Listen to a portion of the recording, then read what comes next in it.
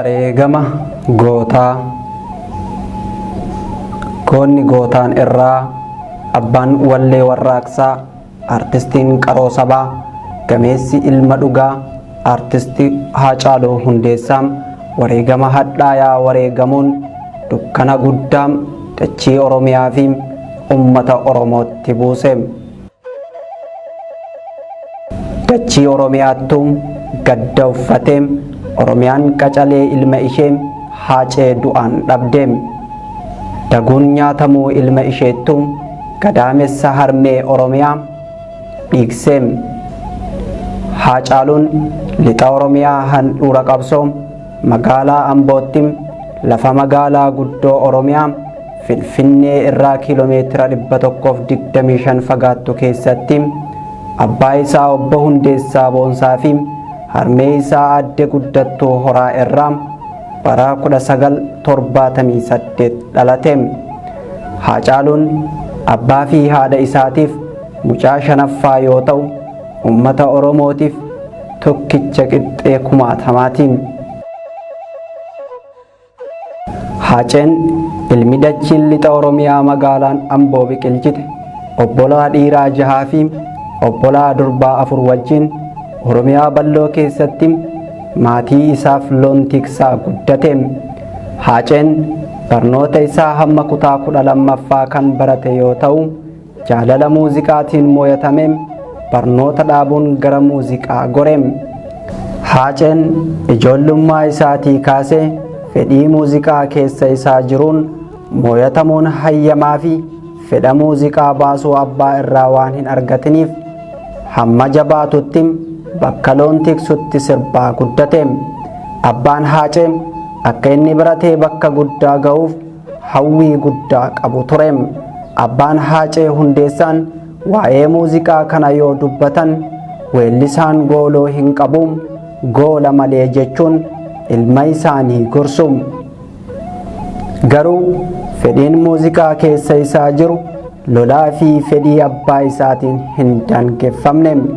Bakka loon tiksutti sirba Daawwitee Mokkonnanii fi Tsaggaayee Danda'aa dhageeffataa weellisaas guddate. Keessaayyuu sirba Daawwitee Mokkonnan kan farda gurraacha lagarra kaachisanii osoo wal jaalannuu wal nu wallaalchisanii jedhu afaan isaa irraa osoo hin buufatin guddatee bakka namaa gahe.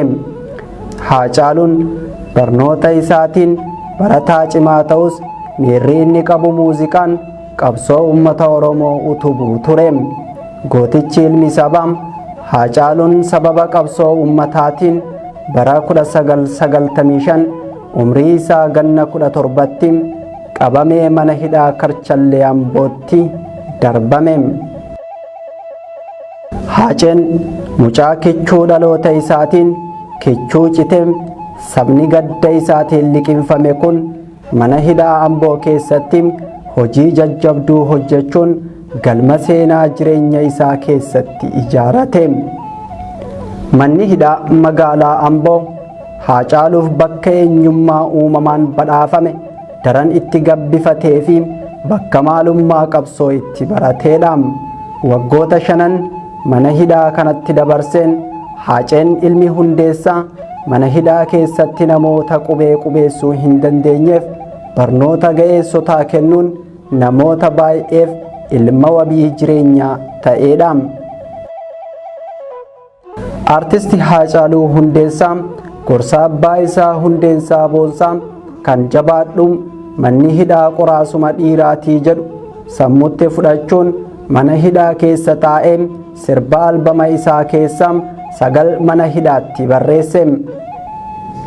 Haacaaluun ganna 5 booda bara 2000 gaafa mana hidhaatii bahu nama kolleejjii qabsoo ture bahee ta'uun qabsoo sabni isaa irra jiru jabeessee itti fufe. Erga Finfinnee gales torbaan tokkoof mana hidhaa Makalaawitti kan hidhame falmaan mirga ummata Oromoo hidhaan isaa hundi cichoomina, cimina, murannoo, gootummaa fi ija jabeenya isaaf taate. Abbaan isaa Hundeessaa Boonsaa karaa ilmi isaanii Haaceen qabate jaalachuu fi baatanis gaafa inni wallee weellisaa Wasanuu Diidoom kan jabbiloota koo yaa jabbiloota odaa jalaa jedhu weellise akka malee gammadeefi. Haacaaluu Hundeessaa sirboota isaatiin weellisaa saba biratti jaalatamummaa olaanaa horatee fi qabsoo sabaa isaa keessatti goota bakka guddaa qabuudha. Albamoota isaa bara 2009 fi bara 2013 keessa bahan kan sanyii mootii fi waa'ee keenya jedhuun onnee ummata isaa keessatti weellisaa galma jaalalaa guddaa ijaarrateedha.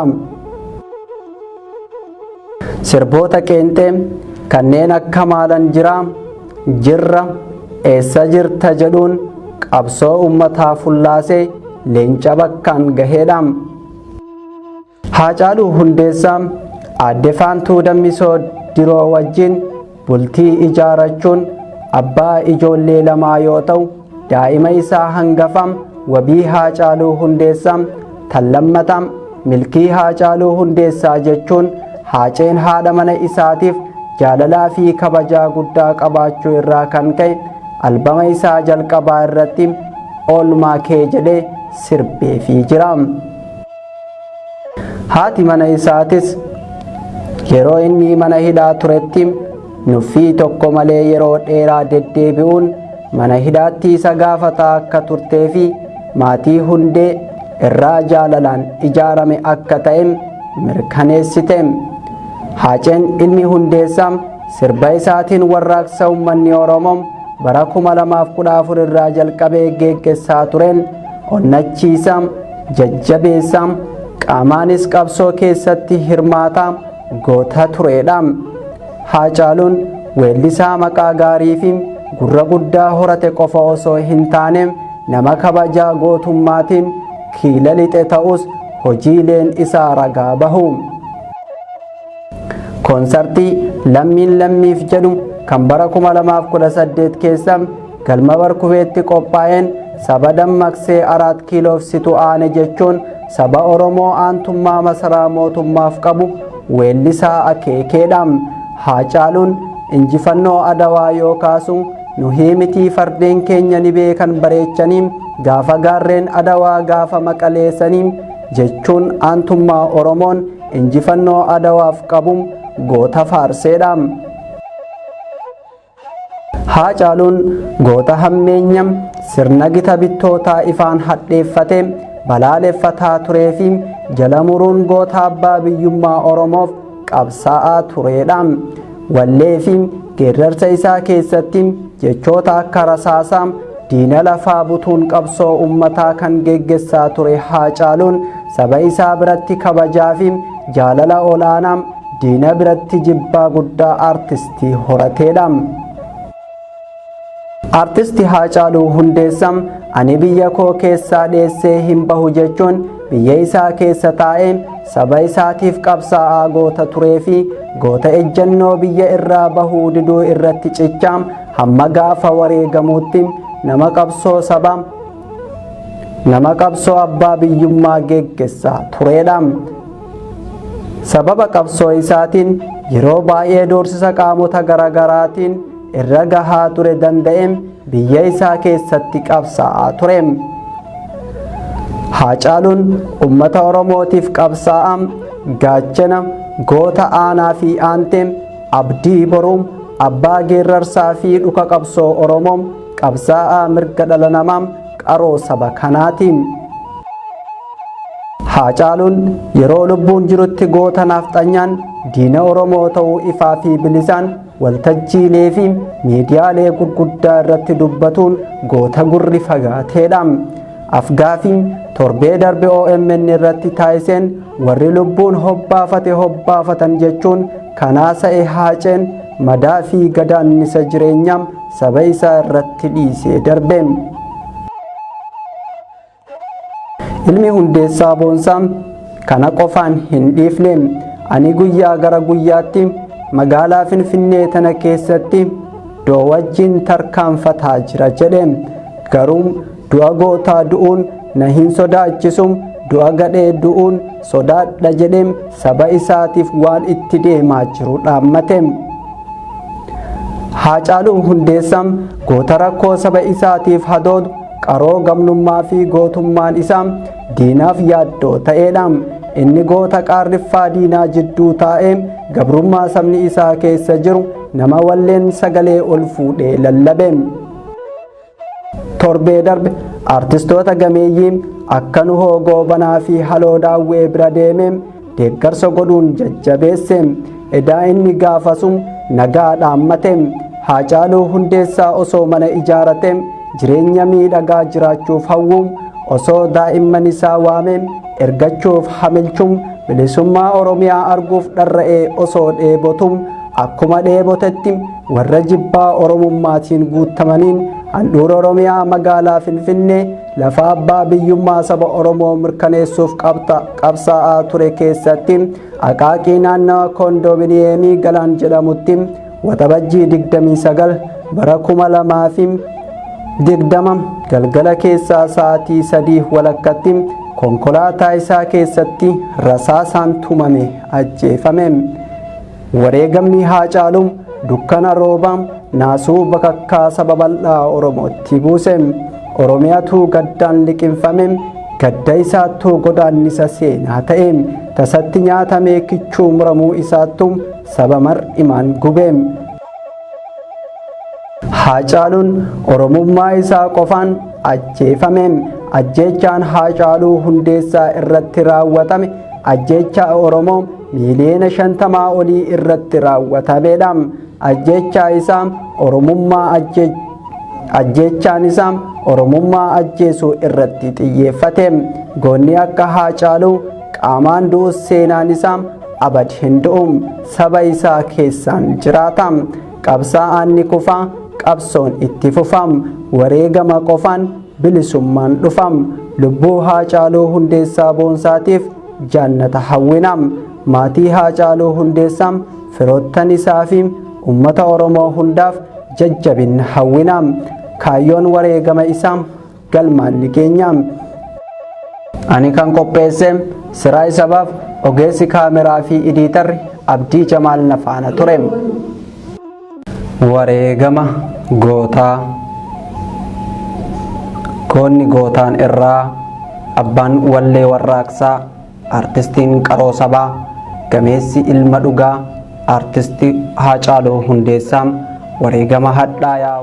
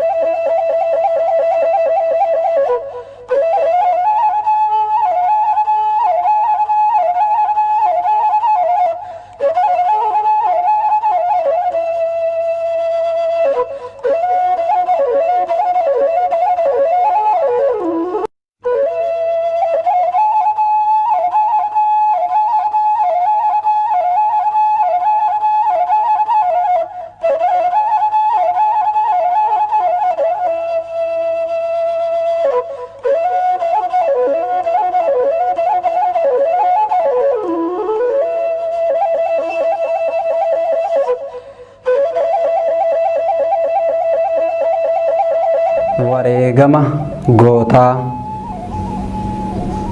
Goonni gootaan irraa abbaan wallee warraaqsaa artistiin qaroo sabaa gameessi ilma dhugaa artistii Haacaaluu Hundeessaa wareegama hadhaayaa wareegamuun dukkana guddaa dachii Oromiyaa fi ummata Oromootti buuse.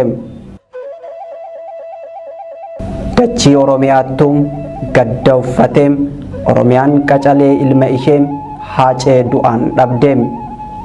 Daguun nyaatamuu ilma isheettu gadaamessa harmee Oromiyaa dhiigsee. Haacaaluun lixa Oromiyaa handhuura qabsoo magaalaa Ambootti lafa magaalaa guddoo Oromiyaa Finfinnee irraa kiiloomeetira 125 fagaattu keessatti abbaa isaa obbo Hundeessaa Boonsaa fi harmee isaa aadde guddattuu Horaa irraa bara 1978 dhalate.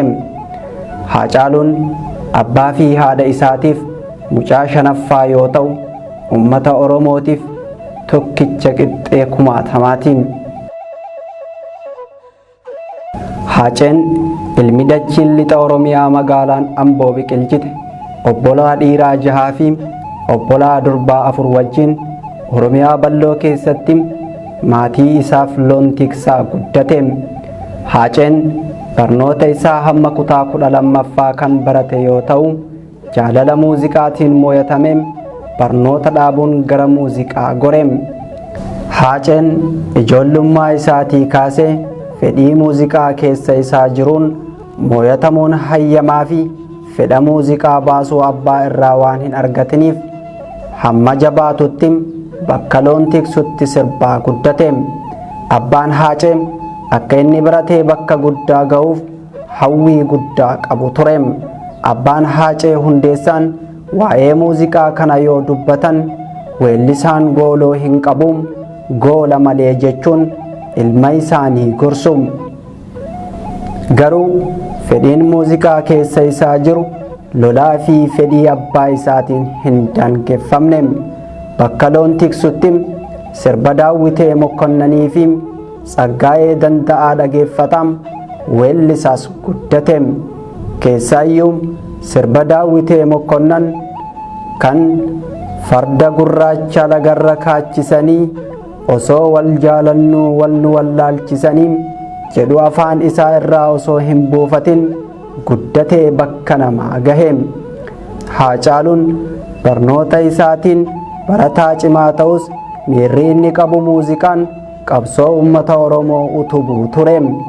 Gootichi ilmi sabaa Haacaaluun sababa qabsoo ummataatiin bara 1995 umrii isaa ganna 17tti qabamee mana hidhaa Karchallee Ambootti darbame. Haaceen mucaa kichuu dhaloota isaatiin kichuu cite sabni gadda isaatiin liqinfame kun mana hidhaa Amboo keessatti hojii jajjabduu hojjechuun galma seenaa jireenya isaa keessatti ijaarate. Manni hidhaa magaalaa Amboo Haacaaluuf bakka eenyummaa uumamaan badhaafame daran itti gabbifatee fi bakka maalummaa qabsoo itti barateedha. Waggoota 5 mana hidhaa kanatti dabarseen Haaceen ilmi Hundeessaa mana hidhaa keessatti namoota qubee qubeessuu hin dandeenyeef barnoota ga'eessotaa kennuun namoota baay'eef ilma wabii jireenyaa ta'eedha. Artisti Haacaaluu Hundeessaa gorsa abbaa isaa Hundeessaa Boonsaa kan jabaadhu manni hidhaa qoraasuma dhiiraatii jedhu sammuutti fudhachuun mana hidhaa keessa taa'ee sirba albama isaa keessaa 9 mana hidhaatti barreesse. Haacaaluun ganna 5 booda bara 2000 gaafa mana hidhaatii bahu nama kollejjii qabsoo ture bahee ta'uun qabsoo sabni isaa irra jiru jabeessee itti fufe. Erga Finfinnee gales torbaan tokkoof mana hidhaa Makalaawitti kan hidhame falmaan mirga ummata Oromoo hidhaan isaa hundi cichoomina, cimina, murannoo, gootummaa fi ija jabeenya isaaf taate. Abbaan isaa Hundeessaa Boonsaa karaa ilmi isaanii Haaceen qabate jaalachuu fi baatanis gaafa inni wallee weellisaa Wasanuu Diidoom kan jabbiloota koo yaa jabbiloota odaa jalaa jedhu weellise akka malee gammadeefi.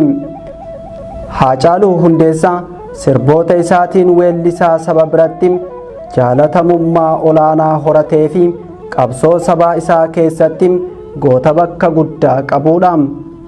Albamoota isaa bara 2009 fi bara 2013 keessa bahan kan sanyii mootii fi waa'ee keenya jedhuun onnee ummata isaa keessatti weellisaa galma jaalalaa guddaa ijaarrateedha.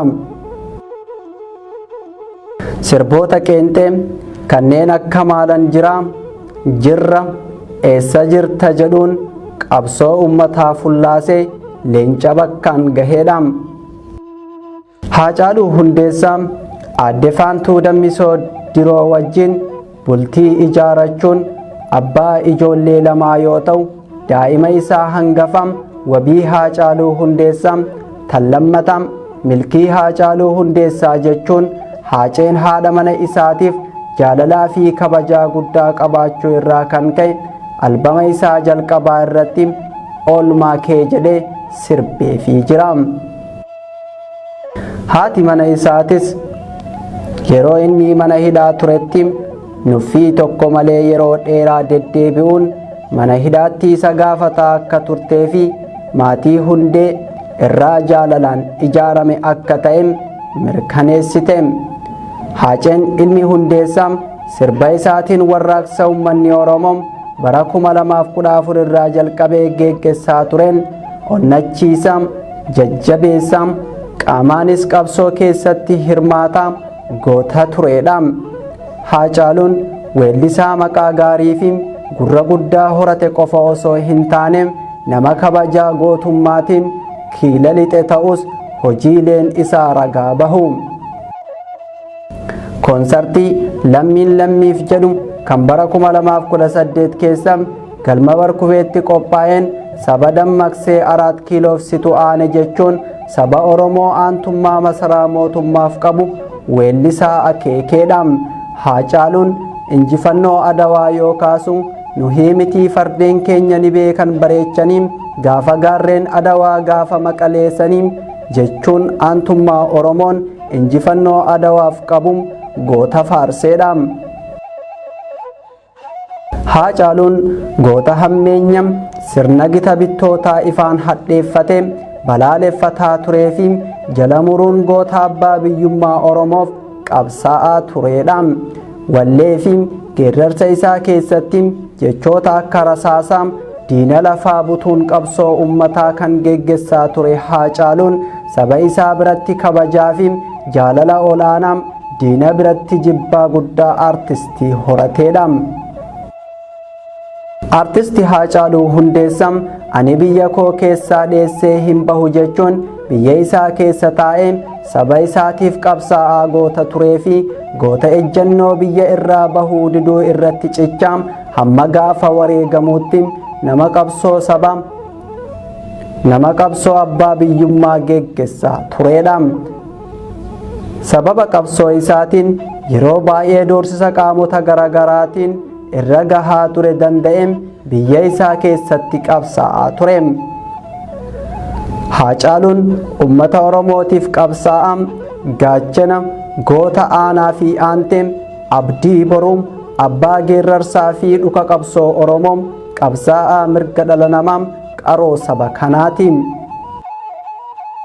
Haacaaluun yeroo lubbuun jirutti goota nafxanyaan diina Oromoo ta'uu ifaa fi bilisaan waltajjiilee fi miidiyaalee gurguddaa irratti dubbatuun goota gurri fagaateedha. Afgaafiin torbee darbe OMN irratti taasiseen warri lubbuun hobbaafatan jechuun kanaasa'e Haaceen madaa fi gadaannisa jireenyaa saba isaa irratti dhiisee darbe. Ilmi Hundeessaa Boonsaa kana qofaan hin dhiifne ani guyyaa gara guyyaatti magaalaa Finfinnee tana keessatti doo wajjin tarkaanfataa jira jedhe. Garuu du'a gootaa du'uun na hin sodaachisu, du'a gadhee du'uun sodaadha jedhe saba isaatiif waan itti deemaa jiru dhaammate. Haacaaluu Hundeessaan goota rakkoo saba isaatiif hadoodu qaroo gamnummaa fi gootummaan isaa diinaaf yaaddoo ta'eedha.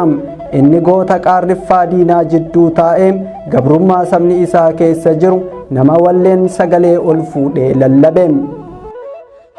Torbee darbe artistoota gameeyyii akka Nuhoo Goobanaa fi Haloo Daawwee bira deemee deeggarsa godhuun jajjabeesse. Edaa inni gaafasum nagaa dhaammate. Haacaaluu Hundeessaa osoo mana ijaarate jireenya miidhagaa jiraachuuf hawwu osoo daa'imman isaa waame ergachuuf hamilchum bilisummaa Oromiyaa arguuf dharra'ee osoo dheebotum akkuma dheebotetti warra jibbaa Oromummaatiin guutamaniin handhuura Oromiyaa magaalaa Finfinnee lafa abbaa biyyummaa saba Oromoo mirkaneessuuf qabsaa'aa ture keessatti Aqaaqii naannawa koondoominiyeemii Galaan jedhamutti waxabajjii 29 bara 2020 galgala keessaa sa'aatii 3 walakkatti konkolaataa isaa keessatti rasaasaan tumame ajjeefame. Wareegamni Haacaaluu dukkana roobaa naasuu bakakkaa saba bal'aa Oromootti buuse. Oromiyaatu gaddaan liqinfame. Gadda isaattuu godaannisa seenaa ta'e. Tasatti nyaatamee kichuu muramuu isaattu saba mar'imaan gube. Haacaaluun Oromummaa isaa qofaan ajjeefame. Ajjeechaan Haacaaluu Hundeessaa irratti raawwatame ajjeechaa Oromoo miiliyoona 50 olii irratti raawwatameedha. Ajjeechaan isaa Oromummaa ajjeesuu irratti xiyyeeffate. Goonni akka Haacaaluu qaamaan du'us seenaan isaa abad hin du'u. Saba isaa keessaan jiraata. Qabsaa'aan ni kufa. Qabsoon itti fufa. Wareegama qofaan bilisummaan dhufa. Lubbuu Haacaaluu Hundeessaa boonsaatiif jannata hawwina. Maatii Haacaaluu Hundeessaa, firoottan isaa fi uummata Oromoo hundaaf jajjabina hawwina. Kaayyoon wareegama isaa galmaan ni geenya. Ani kan qopheesse Siraa Sabaaf ogeessi kaameraa fi ediitarri Abdii Jamaal Nafaana ture. Wareegama gootaa. Goonni gootaan irraa abbaan wallee warraaqsaa artistiin qaroo sabaa gameessi ilma dhugaa artistii Haacaaluu Hundeessaa wareegama hadhaayaa